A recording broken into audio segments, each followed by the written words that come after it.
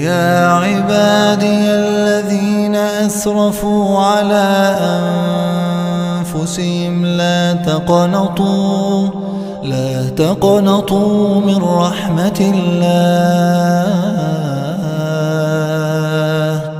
إن الله يغفر الذنوب جميعا قل يا عبادي الذين أسرفوا على أنفسهم لا تقنطوا من رحمة الله لا تقنطوا من رحمة الله إن الله يغفر الذنوب جميعا إنه هو الغفور الرحيم. قرآن حکیم کی سب سے خوبصورت آیت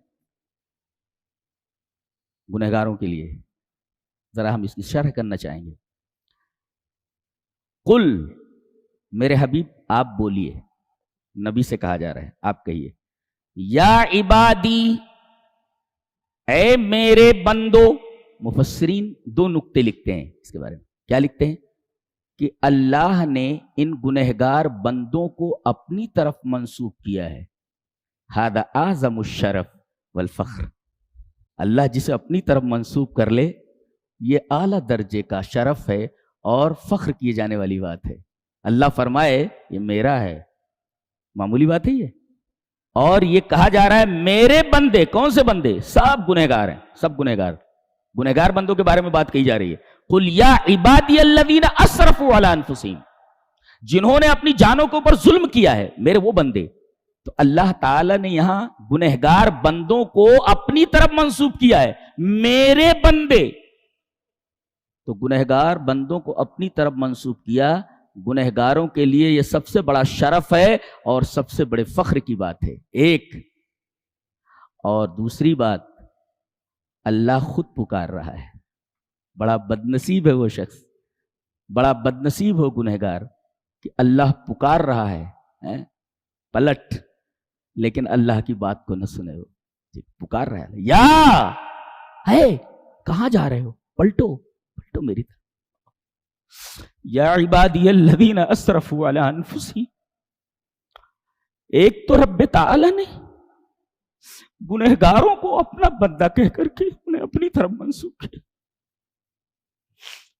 اور دوسرے ان گنہگار بندوں کو پکار رہا ہے، کہاں جا رہے ہو تم لوگ، میری طرف پلٹو.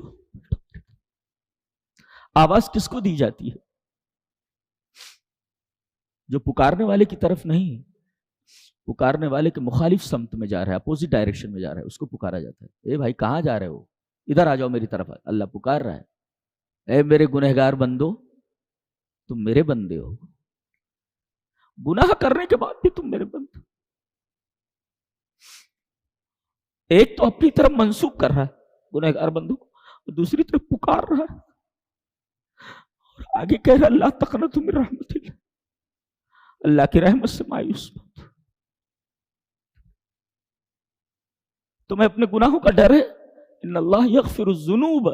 کافی تھا اتنا کہنا کہ اللہ ایک گناہ نہیں، ذنب کی جمع ذنوب آتی ہے، ذنوب ایک گناہ نہیں. اللہ فرما رہے ذنوب، گناہوں کو معاف کر دو. سوال پیدا ہوا کہ ایک گناہ تو ٹھیک ہے، وہ نہیں ہے، ذنوب بہت سارے گناہ. تو بہت سارے گناہوں میں کچھ گناہ ایسے ہیں جن کو اللہ نہیں معاف کرے گا. یہ فرمائے گا جمیعاً، all of them. جبکہ ذنوب کے اندر یہ بات آ گئی تھی، اس لیے کہ ذنوب ضم کا پلیورل ہے. ایک گناہ نہیں معاف کرے گا، گناہوں کو معاف کر دے گا. اب شک پیدا ہوا کہ گناہوں کو معاف کر دے گا، اس میں تمام گناہ ہیں. جی جمعیہ کہہ کر کے بلایا، all of them، تمام گناہوں کو معاف کر دے گا. کیوں؟